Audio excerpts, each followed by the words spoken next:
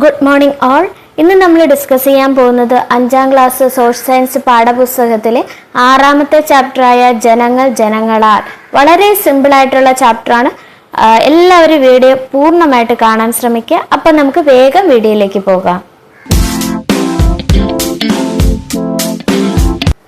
First question, ജനങ്ങൾ നേരിട്ടോ അവർ തിരഞ്ഞെടുക്കുന്ന പ്രതിനിധികളോ ഭരണപരമായ കാര്യങ്ങളിൽ തീരുമാനമെടുക്കുന്ന സംവിധാനത്തെ പറയുന്ന പേര്? ജനാധിപത്യം. ജനങ്ങൾ നേരിട്ടോ അവർ തിരഞ്ഞെടുക്കുന്ന പ്രതിനിധികളോ ഭരണപരമായ കാര്യങ്ങളിൽ തീരുമാനമെടുക്കുന്ന സംവിധാനത്തെ പറയുന്ന പേരാണ് ജനാധിപത്യം. നെക്സ്റ്റ് ക്വസ്റ്റ്യൻ, താഴെ പറയുന്ന പ്രസ്താവനകളിൽ ശരിയായത് കണ്ടെത്തുക. ഗ്രാമപ്രദേശത്തിലെ ത്രിതല പഞ്ചായത്ത് സംവിധാനങ്ങളാണ് ഗ്രാമപഞ്ചായത്ത്, ബ്ലോക്ക് പഞ്ചായത്ത്, ജില്ലാ പഞ്ചായത്ത്. നഗരപ്രദേശങ്ങളിലെ ഭരണസ്ഥാപനങ്ങളാണ് മുനിസിപ്പാലിറ്റി, കോർപ്പറേഷൻ എന്നിവ.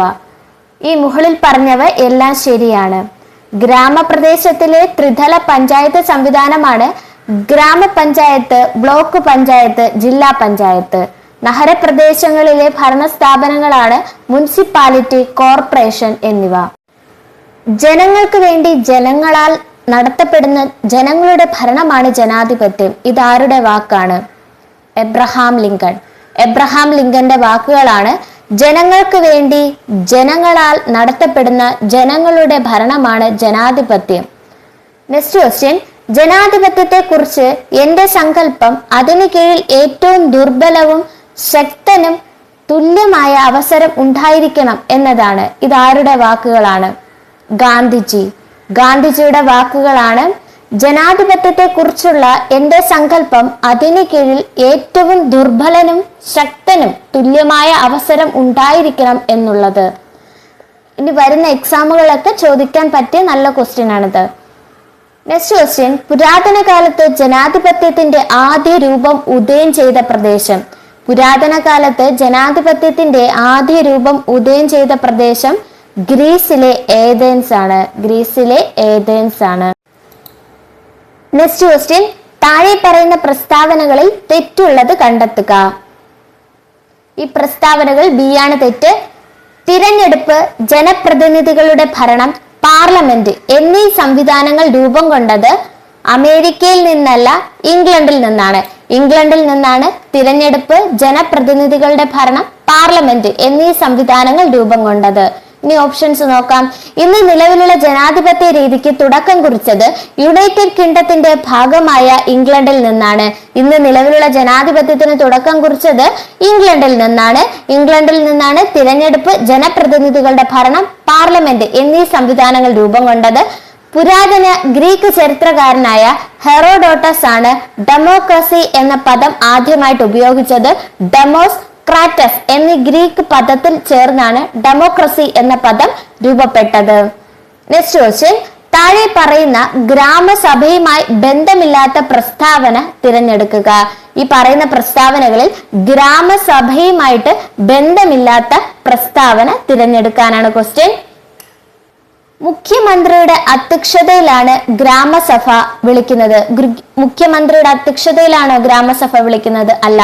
പഞ്ചായത്ത് പ്രസിഡന്റ് ആണ് ഗ്രാമസഭയുടെ അധ്യക്ഷനായിരിക്കുക. ഗ്രാമസഭയുടെ അധ്യക്ഷനാരാണ്? പഞ്ചായത്ത് പ്രസിഡന്റ് ആണ്. നഗരങ്ങളിൽ ഗ്രാമസഭ അറിയപ്പെടുന്നത് വാർഡ് സഭകൾ എന്നാണ്. നഗരങ്ങളിൽ എന്താണ് അറിയപ്പെടുന്നത്? വാർഡ് സഭകളിൽ നിന്നാണ്. ഒരു പ്രദേശത്തിന്റെ ഭരണ സംവിധാന പ്രക്രിയയിൽ എല്ലാ ജനങ്ങൾക്കും പങ്കാളികളാകാനും തീരുമാനങ്ങൾ എടുക്കാനും അവസരം ലഭിക്കുന്നു. ഒരു ഗ്രാമപഞ്ചായത്തിലോ ഓരോ വാർഡിലോ വോട്ടർ പട്ടികയിൽ പേര് ചേർക്കപ്പെട്ട മുഴുവൻ ജനങ്ങളും ഗ്രാമസഭയിൽ അംഗമാണ്. വോട്ടർ പട്ടികയിൽ പേര് ചേർക്കപ്പെട്ട മുഴുവൻ ജനങ്ങളും ഗ്രാമസഭയിൽ അംഗമാണ്.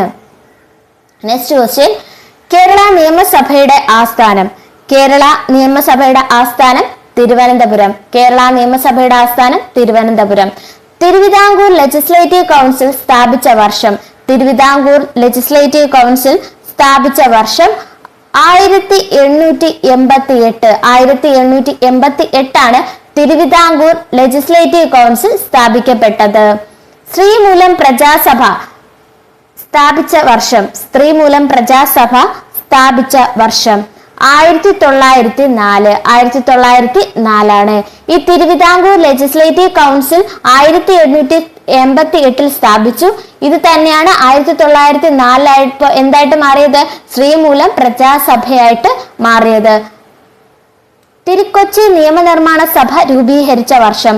തിരുക്കൊച്ചി നിയമനിർമ്മാണ സഭ രൂപീകരിച്ച വർഷം 1949. തിരുക്കൊച്ചി നിയമനിർമ്മാണ സഭ രൂപീകരിച്ച വർഷം 1949. കേരള നിയമനിർമ്മാണ സഭ ആദ്യ സമ്മേളനം നടന്ന ദിവസം. കേരള നിയമനിർമ്മാണ സഭ ആദ്യ സമ്മേളനം ചേർന്ന വർഷം 1957 ഏപ്രിൽ 26. 1957 ഏപ്രിൽ 27 കേരള നിയമനിർമ്മാണ സഭ ആദ്യ സമ്മേളനം ചേർന്നത്. 1947 ഓഗസ്റ്റ് 15 എന്താ? ഇന്ത്യക്ക് സ്വാതന്ത്ര്യം കിട്ടിയല്ലേ.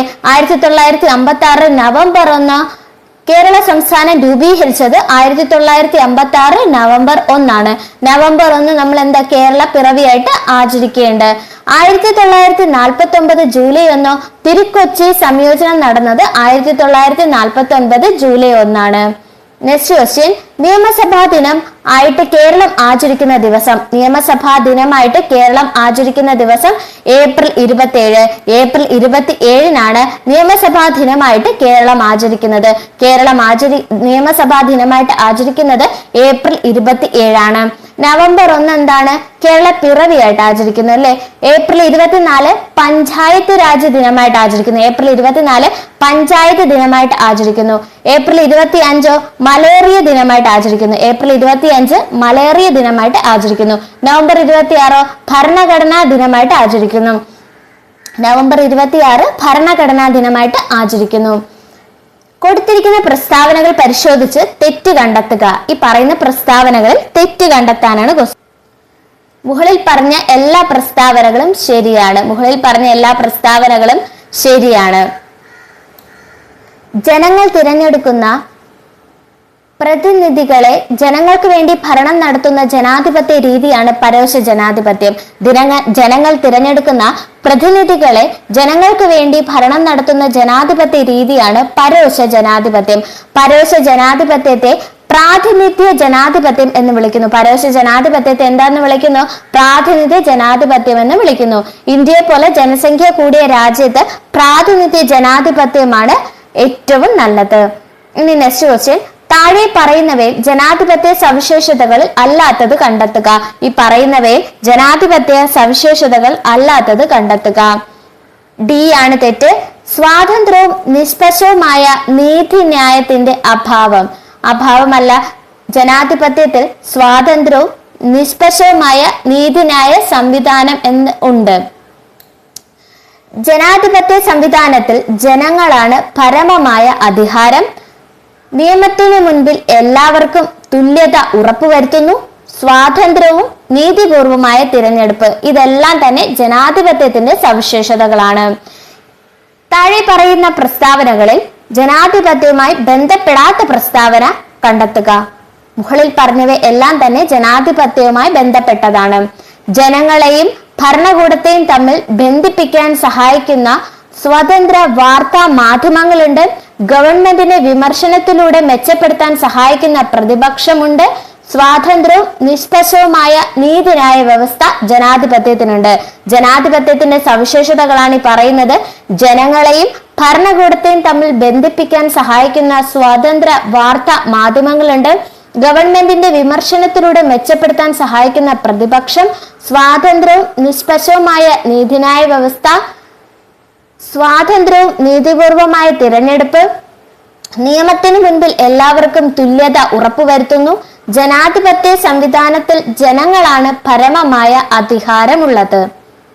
നെക്സ്റ്റ് ക്വസ്റ്റ്യൻ, ഇന്ത്യയിൽ വോട്ടവകാശത്തിനുള്ള പ്രായം 21 വയസ്സിൽ നിന്ന് 18 വയസ്സാക്കി കുറച്ച വർഷം 1989.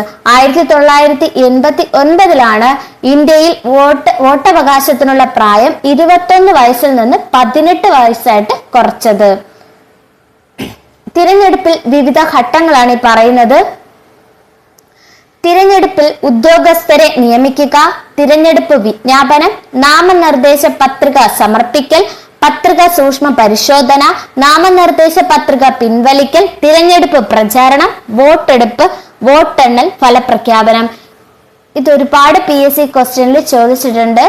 തിരഞ്ഞെടുപ്പ് ഉദ്യോഗസ്ഥരെ നിയമിക്കുക, തിരഞ്ഞെടുപ്പ് വിജ്ഞാപനം, നാമനിർദ്ദേശ പത്രിക സമർപ്പിക്കൽ, പത്രിക സൂക്ഷ്മ പരിശോധന, നാമനിർദ്ദേശ പത്രിക പിൻവലിക്കൽ, തിരഞ്ഞെടുപ്പ് പ്രചരണം, വോട്ടെടുപ്പ്, വോട്ടെണ്ണൽ, ഫലപ്രഖ്യാപനവും.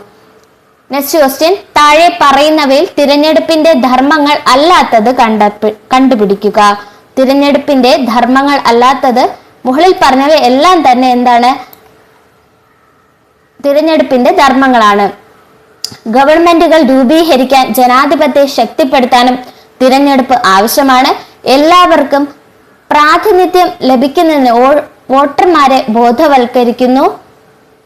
ഭരണകർത്താക്കളെ വളർത്തിയെടുക്കുന്നതിന് തിരഞ്ഞെടുപ്പ് ആവശ്യമാണ്.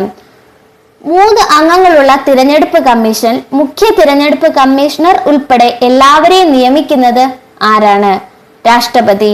രാഷ്ട്രപതിയാണ് തിരഞ്ഞെടുപ്പ് കമ്മീഷണറെയും മുഖ്യ തിരഞ്ഞെടുപ്പ് കമ്മീഷണർ ഉൾപ്പെടെ എല്ലാ കമ്മീഷണർമാരെയും നിയമിക്കുന്നത് രാഷ്ട്രപതിയാണ്. വളരെ സിമ്പിൾ ആയിട്ടുള്ള ചാപ്റ്ററാണ്. ഈ ചാപ്റ്ററിലെ മാക്സിമം ക്വസ്റ്റ്യൻസ് ഇൻക്ലൂഡ് ചെയ്തിട്ടുണ്ട്. അവ എല്ലാവരും പൂർണ്ണമായിട്ട് കാണാൻ ശ്രമിക്കുക. Thank you for watching.